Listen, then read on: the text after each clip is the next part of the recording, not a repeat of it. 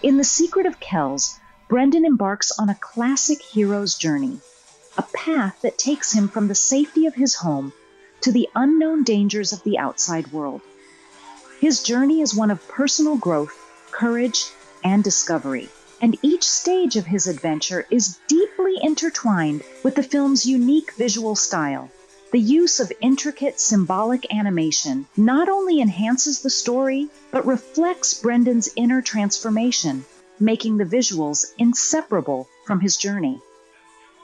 At the beginning of the film, Brendan lives within the fortified Abbey of Kells, a place ruled by fear and strict order.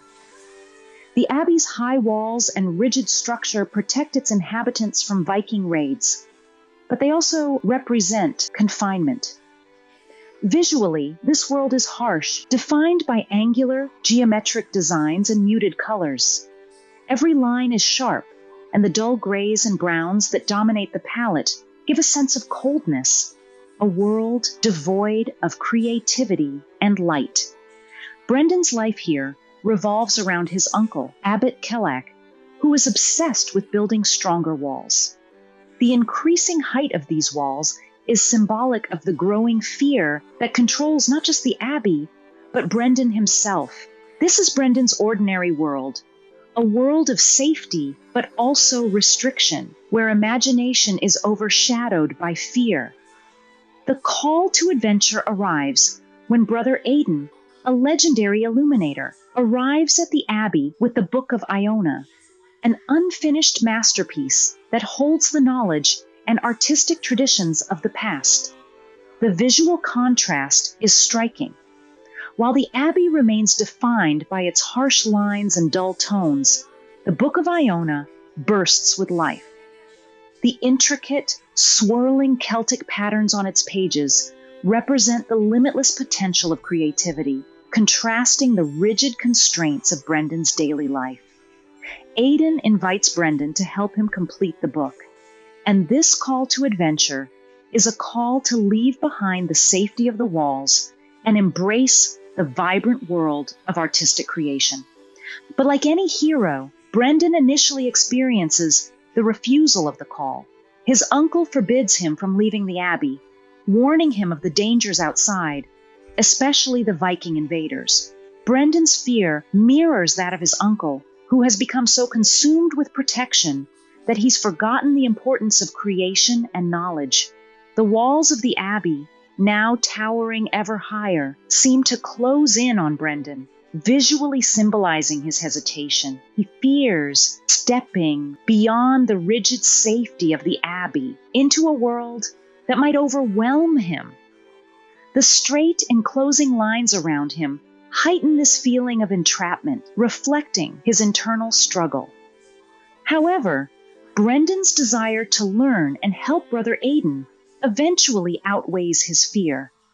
In a pivotal moment, he sneaks out of the Abbey and enters the forest, marking his first major step toward transformation. Here, the film's visual language shifts dramatically. The forest is a place of organic, fluid shapes, where nothing is straight or rigid. The trees spiral upward, their branches forming intricate, impossible patterns that seem to move with a life of their own. This crossing of the threshold is more than just a physical act. Brendan is entering a world of creativity, of unpredictability, where the harsh lines of the Abbey cannot constrain him. The vibrant greens, blues, and soft natural tones of the forest reflect the life and magic that Brendan is beginning to embrace. In the forest, Brendan meets Aisling, a mystical forest spirit who serves as both a mentor and guide. Aisling is visually striking.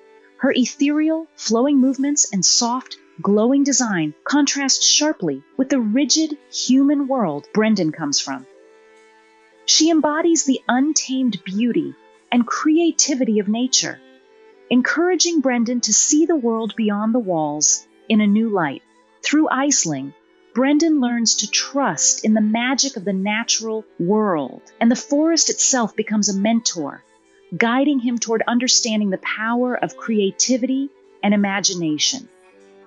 The organic, dreamlike visuals of the forest its constantly shifting shapes and patterns. As Brendan spends more time in the forest, he faces tests and trials that challenge both his courage and his understanding of the world.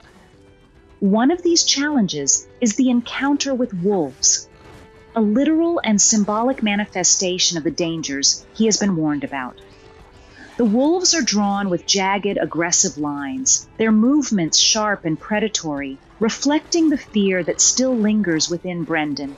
But with Aisling's help, Brendan learns to confront and navigate these dangers. The fluidity of Aisling's design and her connection to the forest teach Brendan that fear can be overcome with intuition and creativity. The contrast between the wolves' sharp, jagged designs and the fluid, organic world of the forest reflects Brendan's internal struggle as he learns to balance fear with courage. Brendan's journey continues with the approach to the inmost cave, the moment when he chooses to retrieve the Eye of Columcille, a sacred crystal needed to complete the Book of Kells. This task requires Brendan to face Cromcruash, an ancient, serpent-like creature that represents destruction and chaos. Crom is not just the film's literal villain. He symbolizes the darker forces of fear and destruction that threaten Brendan's journey. Visually, Crom is designed as a stark, geometric figure, contrasting the soft, flowing forms of the forest. His rigid, almost mechanical design reinforces the idea that Crom is the antithesis of creativity and life.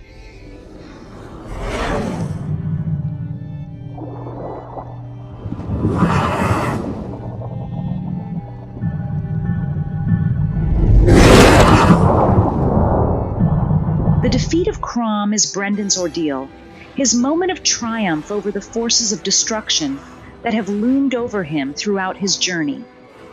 With Crom defeated, Brendan obtains the Eye of Columcille. This crystal, which glows with a pure, ethereal light, symbolizes Brendan's mastery of both the creative and the unknown. Learning from Brother Aidan, the act of bringing light into darkness through artistic creation, Brendan returns to the Abbey, now fully committed to finishing the Book of Kells, and the visuals of the Abbey begin to shift subtly.